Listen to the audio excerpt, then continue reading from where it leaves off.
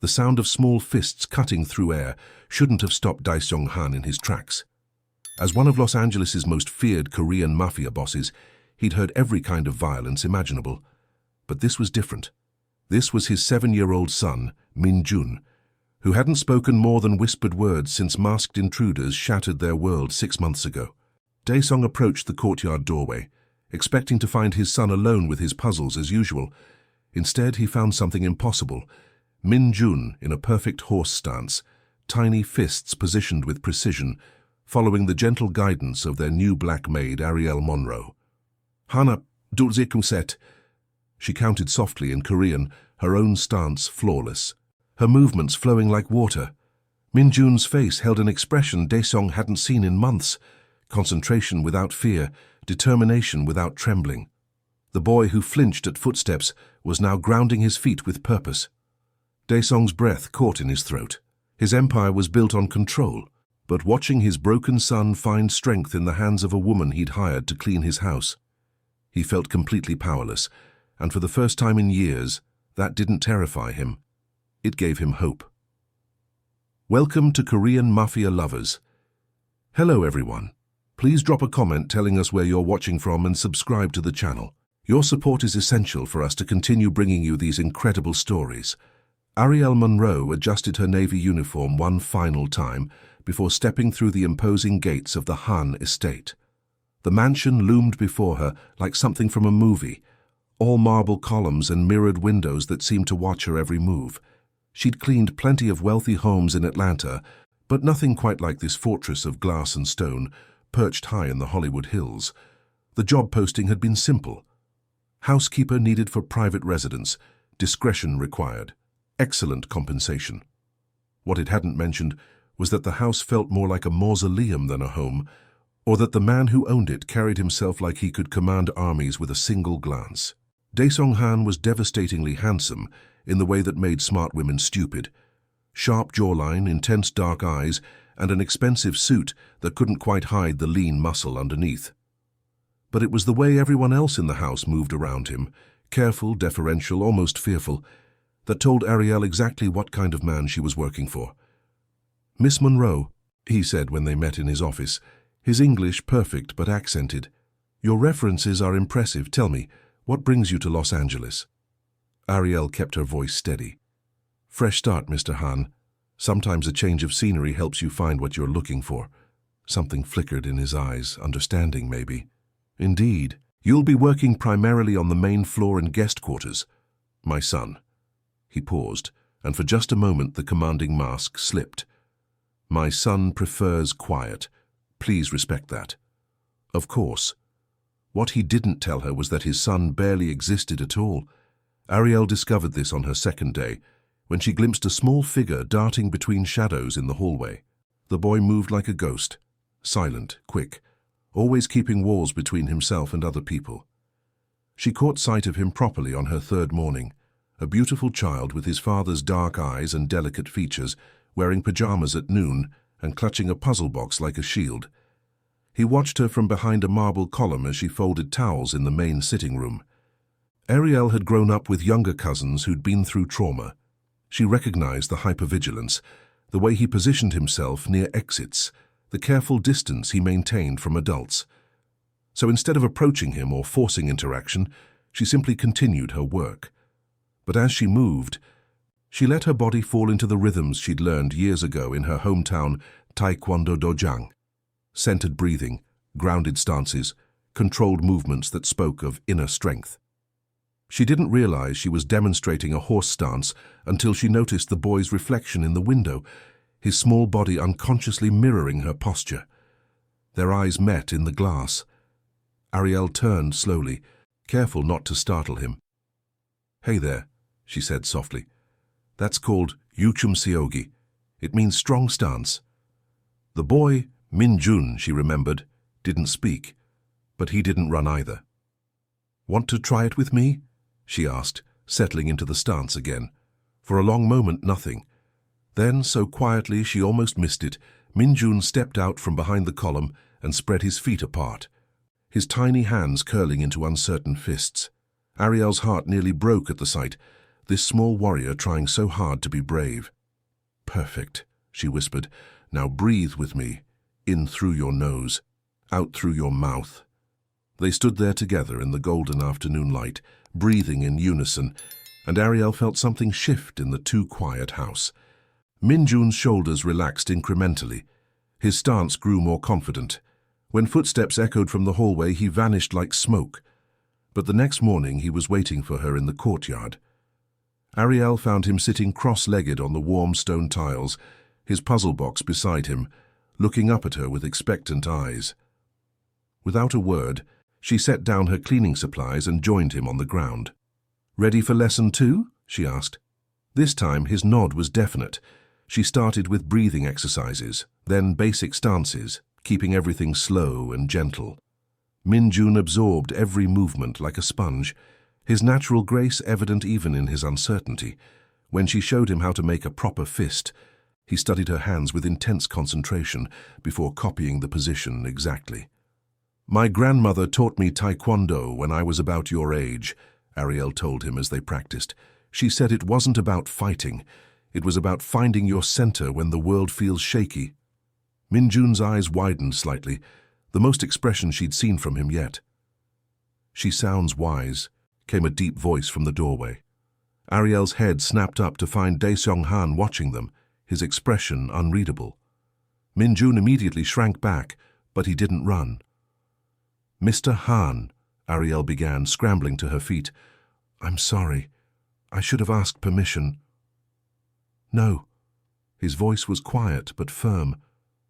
"Don't apologize." He looked at his son, something raw and vulnerable flickering across his features. "I haven't seen him this present in months." The weight of that admission hung in the air. Arielle glanced down at Min-jun, who was watching his father with careful eyes. "Trauma affects everyone differently," she said carefully. "Sometimes movement helps process what words can't." Daeseong stepped closer, his gaze never leaving his son. "You know about trauma." "I know about healing," Arielle replied, "and I know that healing happens on its own timeline." Something passed between them, an understanding that went deeper than words. Daeseong crouched down beside Min-jun, his movements deliberately slow and non-threatening. "What do you think, Min-jun?" he asked in Korean, then switched to English. "Would you like Miss Arielle to teach you more?"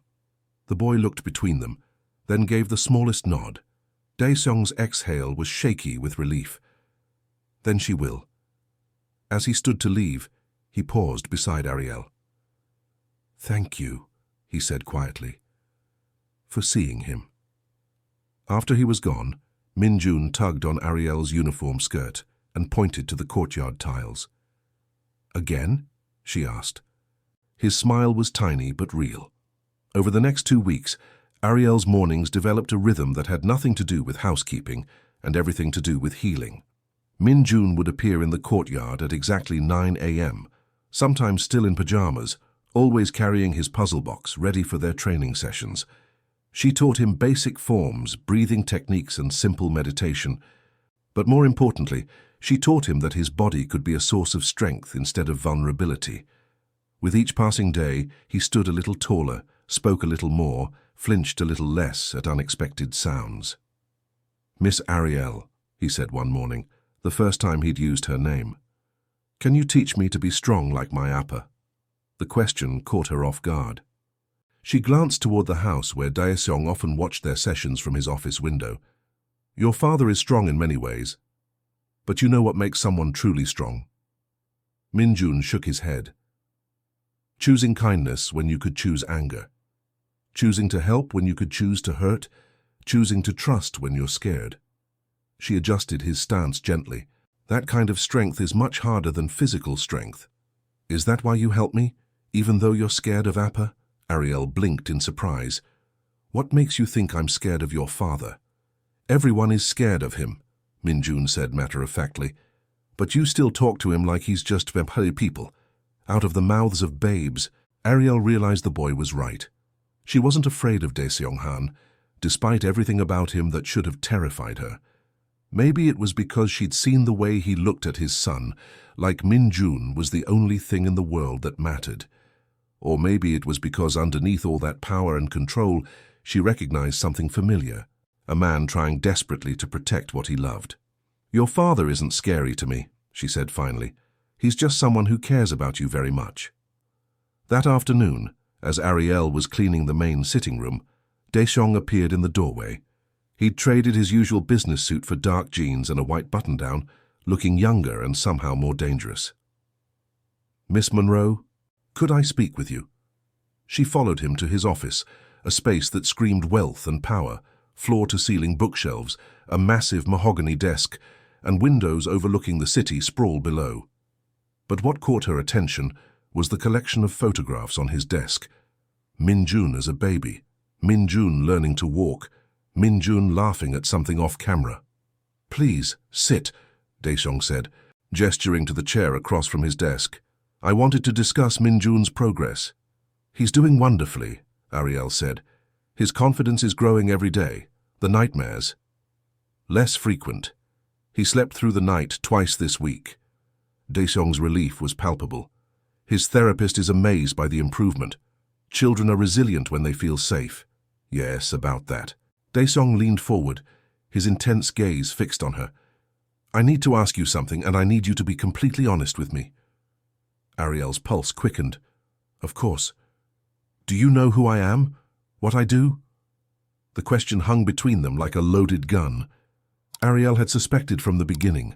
The security, the deference of his staff, the way he carried himself like a man accustomed to absolute authority. She'd done her research after the first week, finding newspaper articles that danced around the truth but painted a clear picture. "I know you're a businessman with interests that probably don't involve filing taxes," she said carefully.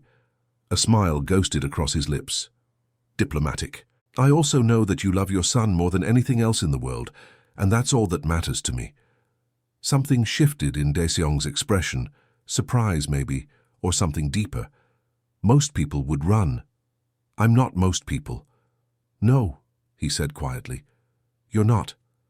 The silence stretched between them, charged with an undercurrent Arielle didn't want to examine too closely. Daeseong Han was dangerous in more ways than one, and she was beginning to realize that the threat he posed to her peace of mind had nothing to do with his criminal connections. "There's something else," he said, his voice lower now. "I'm increasing your salary significantly." "Mr. Han, that's not necessary." "It is." His tone brooked no argument.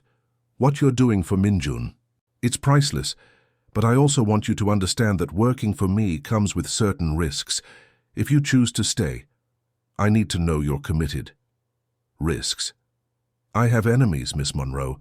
People who would use anyone close to me or my son to cause harm. I can protect you, but I need your word that you won't abandon him if things become complicated."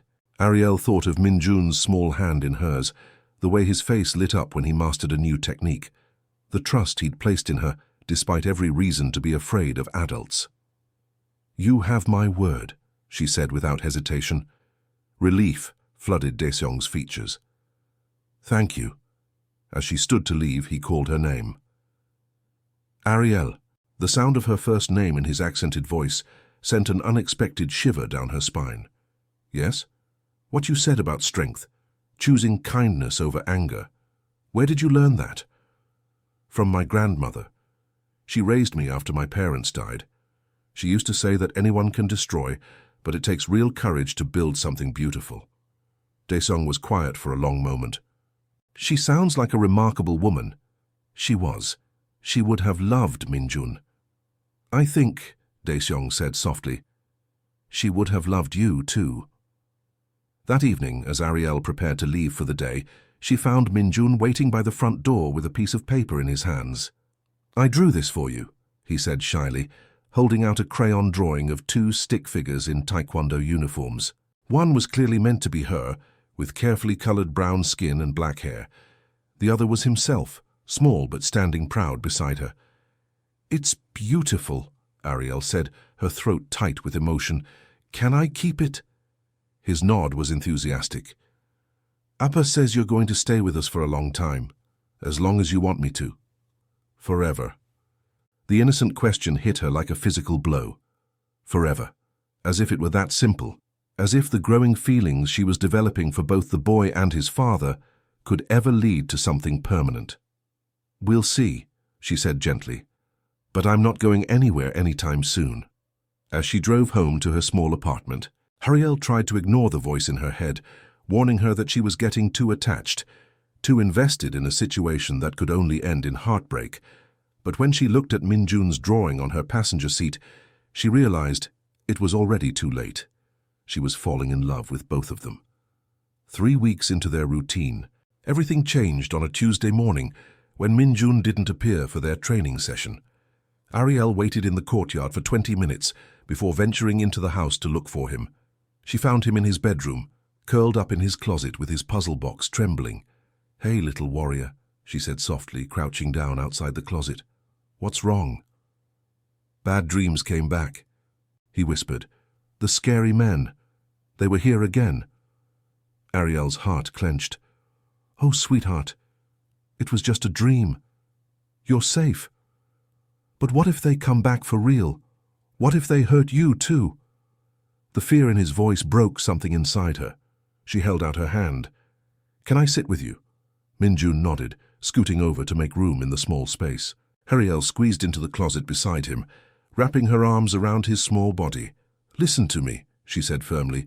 "Your father would never let anyone hurt you, and neither would I." "But you're just a maid," Min-jun said, not unkindly.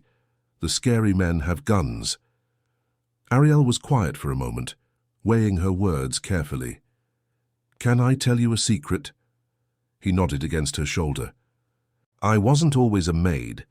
Before I came here, I was a security guard. I know how to protect people." It wasn't entirely true.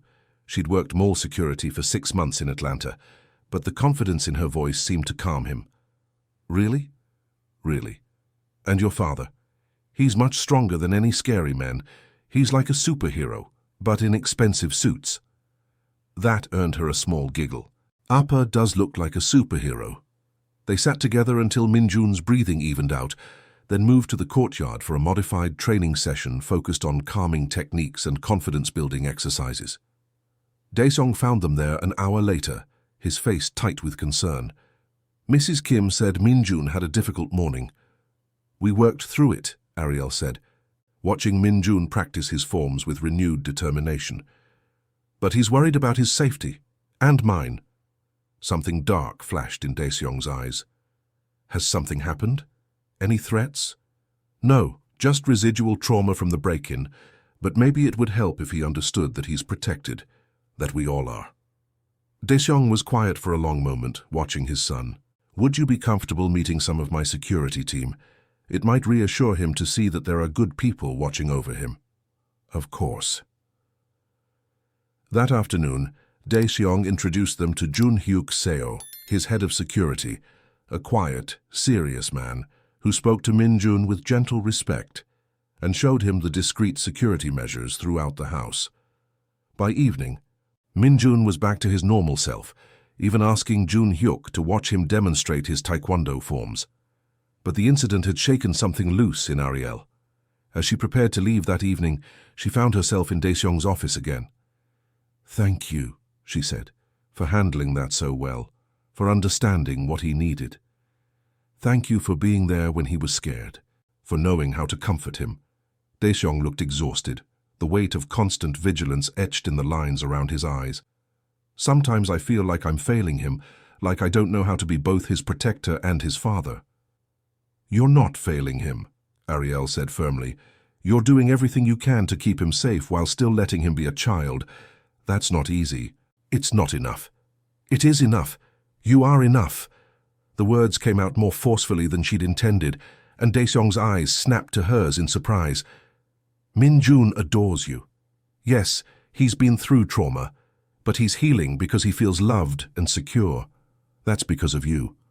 "And you," Daeseong said quietly. "He's healing because of you."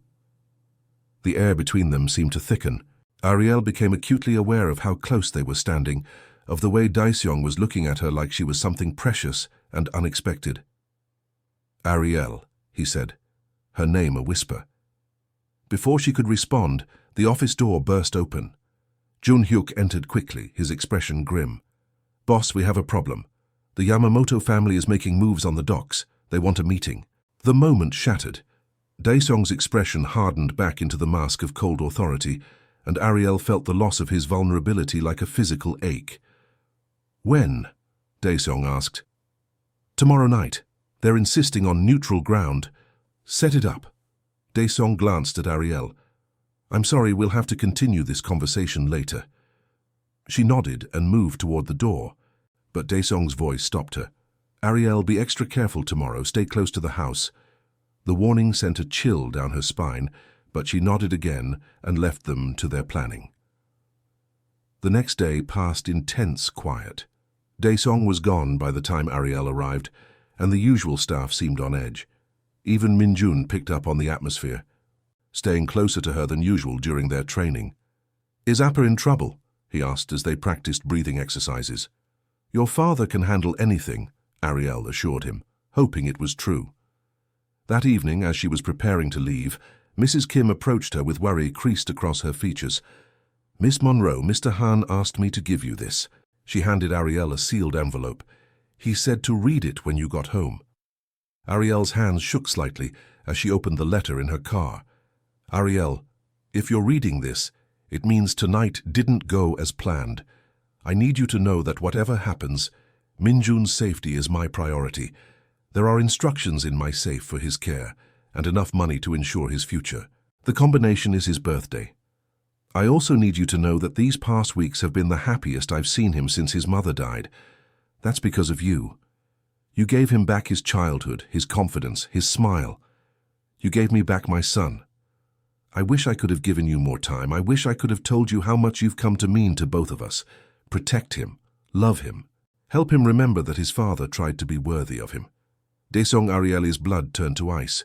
She grabbed her phone and called the house, but it went straight to voicemail. She tried Jun Hyuk's number. The same. Without thinking, she turned her car around and raced back to the mansion, her heart pounding with terror. She had to get to Min-jun. She had to make sure he was safe. But as she pulled up to the gates, she saw something that made her slam on the brakes. Daeseong's car in the driveway. He was home. He was alive. And she was about to do something very, very stupid. Arielle burst through the front door without knocking, her heart hammering against her ribs. She found Daeseong in his office, very much alive but sporting a cut on his cheekbone and blood on his white shirt. "What the hell is this?" she demanded, waving his letter. He looked up from his desk, surprise flickering across his features. "You came back." "Of course I came back. You wrote me a goodbye letter like you were going off to die." Her voice cracked with emotion she couldn't contain. "Do you have any idea what that did to me? What it would have done to Min-jun?" Daeseong stood slowly, his dark eyes fixed on her face. "You weren't supposed to read it unless... Unless what? Unless you got yourself killed playing gangster."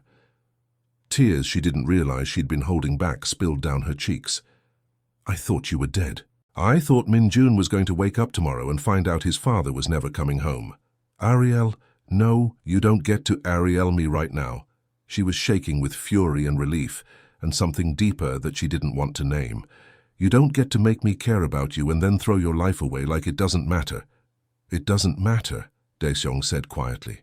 "Not compared to his safety. It matters to him, it matters to—" She stopped herself before she could finish the sentence, but the words hung in the air anyway. "It matters to me." Daeseong moved closer, his gaze intense. "To who, Arielle? Who else does it matter to?" She turned away, unable to meet his eyes. "I should check on Min-jun. He's asleep. Mrs. Kim is with him." Daesong's hand touched her shoulder gently. "Answer me." "You know the answer," she whispered. "I need to hear you say it." Arielle spun around to face him, her composure finally cracking completely. "It matters to me, okay? You matter to me. Both of you. And I know that's stupid and inappropriate and completely unprofessional, but I can't help it. I love that little boy like he's my own. And I—" She stopped, the words catching in her throat. "And you what?" Daeseong's voice was barely audible. "And I'm falling in love with you too," she admitted, the words tumbling out in a rush. "Which is insane because you're my boss, and you're dangerous and this whole situation is impossible, but there it is.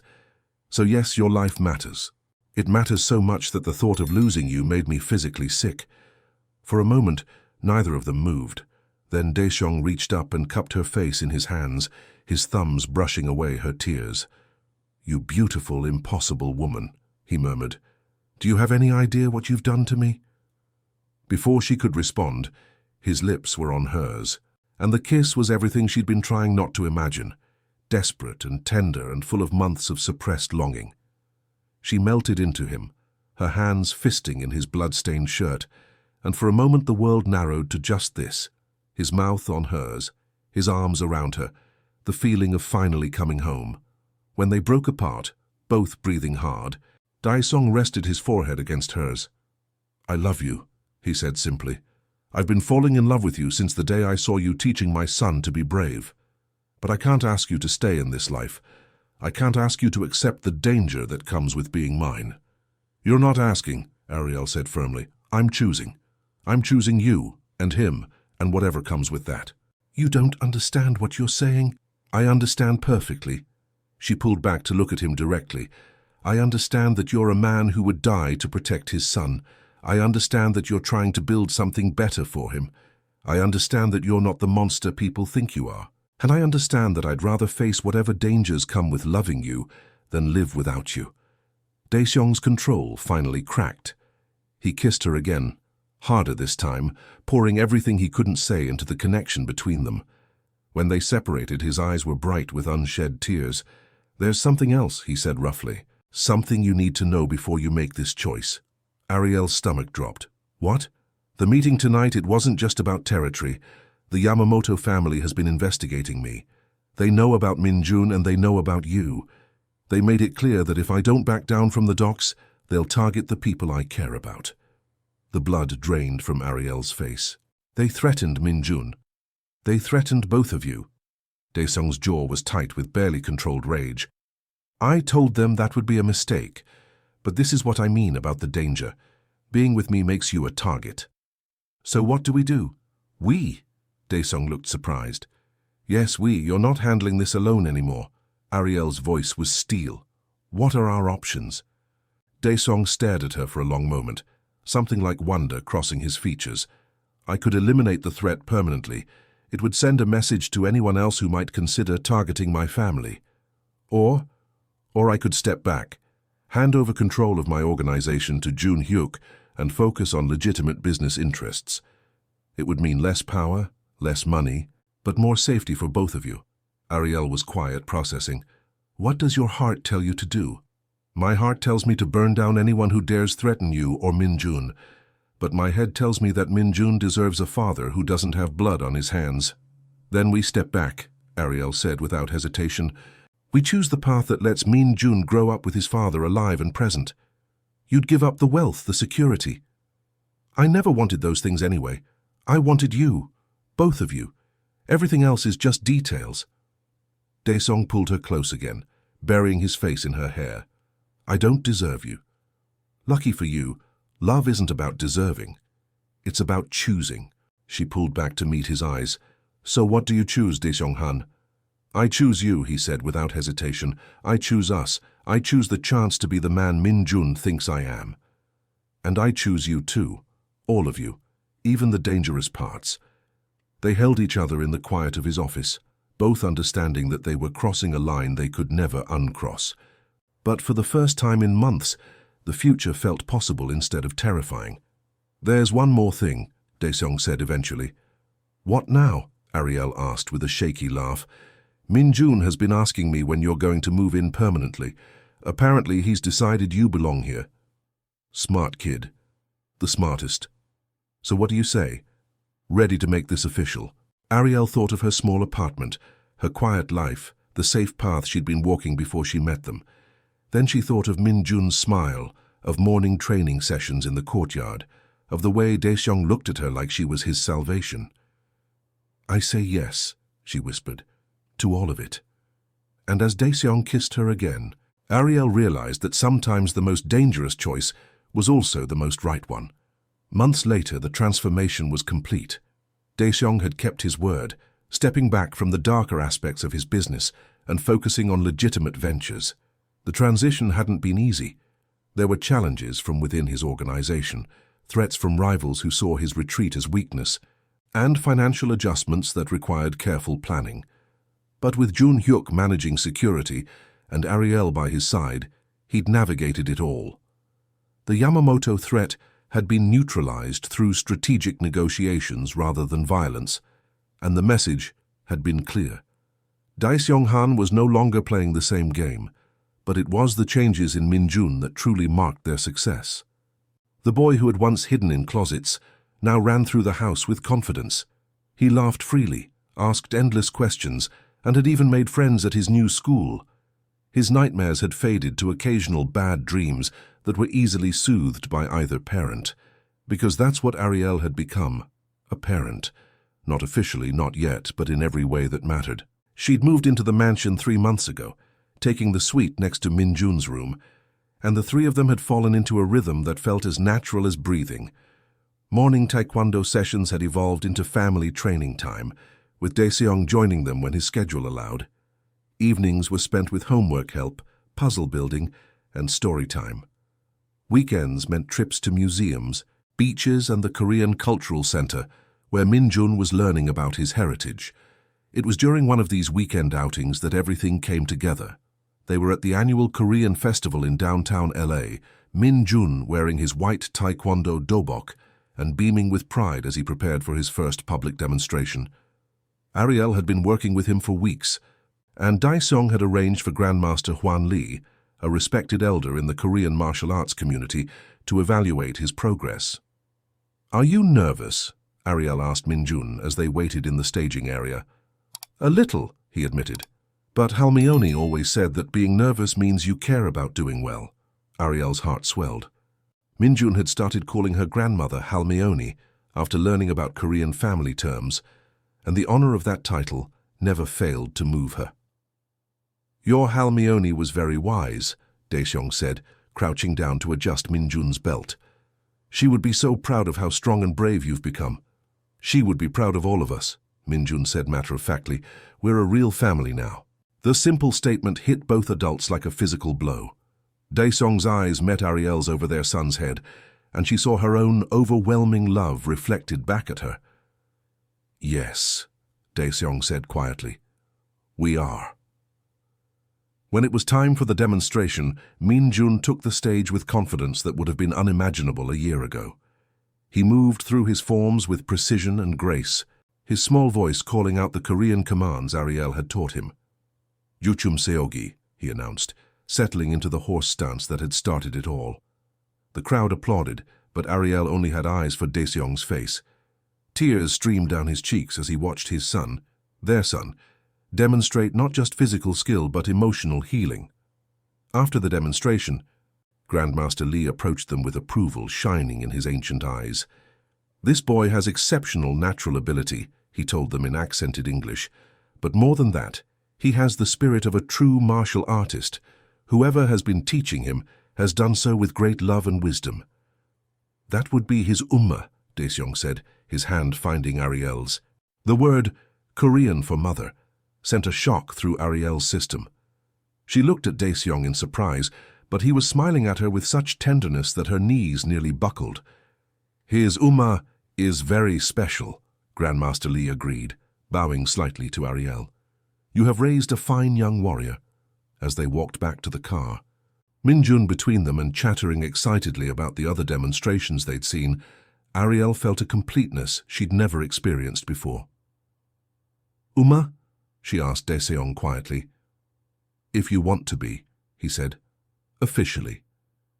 "Are you asking what I think you're asking?" Daeseong stopped walking and turned to face her fully. "Arielle Monroe, you saved my son's life. You saved mine.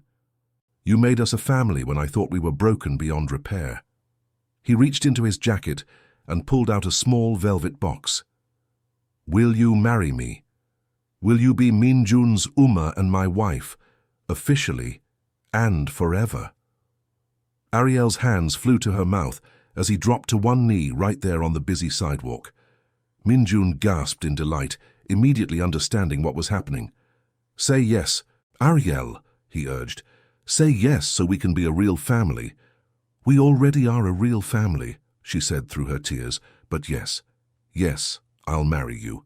Yes to all of it. Daeseong slipped the ring onto her finger, a stunning solitaire that caught the afternoon light, and stood to kiss her as Min-jun cheered and passers-by applauded. I love you, Daeseong murmured against her lips. Both of you. More than I ever thought possible. I love you too, she whispered back, my dangerous, beautiful, impossible men. As they drove home, Min-jun, chattering about wedding plans and whether he could wear his taekwondo uniform to the ceremony, Arielle marveled at the journey that had brought them here. She'd come to Los Angeles looking for a fresh start and found something infinitely better, a love that had transformed them all. Uma, Min-jun said from the back seat, testing out the word. Will you teach me more taekwondo after we get married? Every day if you want, she promised. And will you teach Appa too? He needs to learn the forms properly. Daeseong laughed. Your Uma has been trying to teach me for months. I'm a slow student. That's okay, Min-jun said generously. Love makes people patient. From the mouths of babes. That evening, as they sat together in the courtyard where it all began, watching Min-jun practice his forms in the golden sunset light, Daeseong pulled Arielle close. No regrets? He asked. Only one, she said, and his face fell slightly. I regret that my grandmother never got to meet you both. She would have loved you. She did meet us, Daeseong said softly. She's in every lesson you teach him, every moment of patience you show, every ounce of love you give. She's here. Arielle leaned into his warmth, watching their son, because Min-jun was theirs now. Completely and forever, demonstrate the strength and confidence they'd helped him find. You know what the best part is? She said. What? This is just the beginning. And as Min-jun called out, Appa, Uma, watch this, before launching into his most advanced form, Arielle knew she was right. They were just getting started. Years had passed since that first morning, when Arielle found a broken little boy hiding behind marble columns. The mansion still stood proud in the Hollywood Hills, but it felt completely different now, filled with laughter instead of silence, warmth instead of cold authority. Min-jun, now 12 and already showing signs of his father's height, had just earned his black belt in taekwondo. The ceremony had been held in their own courtyard, with Grandmaster Lee presiding and extended family, both Korean and American, gathered to celebrate. I couldn't have done it without my Uma, Min-jun had said in his speech, his voice clear and confident. She taught me that real strength comes from here. He'd pointed to his heart, not here, pointing to his muscles. Arielle had cried. Of course. She'd been crying happy tears a lot lately, especially since the morning sickness had started. Are you going to tell him today? Daeseong asked as they cleaned up after the celebration. Their guests had gone home. Min-jun was at a sleepover with his best friend, and they finally had a moment alone. Tell him what? Arielle asked innocently, though her hand unconsciously moved to her still flat stomach. That he's going to be a big brother, Arielle grinned. I thought we could tell him together, make it a family announcement. He's going to be over the moon. He's been asking for a sibling for 2 years. Think he'll want to teach the baby taekwondo? I think he'll want to teach the baby everything. Daeseong pulled her into his arms, his hands settling over hers on her stomach, just like his Uma taught him. They stood together in the courtyard where their love story had begun, surrounded by the echoes of all the mornings they'd spent here, first healing a traumatized child, then building a family, now preparing to expand it. Any regrets? Daeseong asked, their old ritual. Only that it took us so long to get here, Arielle replied, then paused. Actually, no, we got here exactly when we were supposed to, when Min-jun needed us to. When we all needed each other. As if summoned by their conversation, Min-jun's voice called out from the front door. Uma, Appa! I forgot my overnight bag. They laughed, breaking apart as their son bounded into the courtyard, still wearing his new black belt with obvious pride. Did you forget something else? Arielle asked, raising an eyebrow. Min-jun grinned and ran over to hug them both. I love you, he said simply. Thank you for making me strong. You made yourself strong, little warrior, Arielle said, ruffling his hair. We just helped you remember it was there all along. As Min-jun grabbed his bag and headed back out to his friend's car, he paused at the doorway. Hey, when I come home tomorrow, can we have family training time? I want to show you the new form Grandmaster Lee taught me." "Wouldn't miss it," Daeseong called back. When they were alone again, Arielle looked around the courtyard, at the stone tiles where a frightened little boy had first found his courage, at the space where a powerful man had learned to choose love over fear, at the place where a woman searching for purpose had found her calling. "Ready for the next adventure?" Daesong asked. Arielle smiled, thinking of the baby growing inside her, of Min-jun's excitement when he learned he'd be a big brother, of all the morning training sessions and family dinners and bedtime stories still to come. "With you too? I'm ready for anything." And in the golden light of their courtyard, surrounded by the love they'd built together, Arielle knew that whatever challenges lay ahead, they would face them the way they'd faced everything else, together as a family, with the strength that comes from choosing love over fear. The Warrior's Way. Thank you for staying until the end. Korean Mafia Lovers has many more captivating stories. Hit subscribe because with your help, we keep creating these emotional journeys.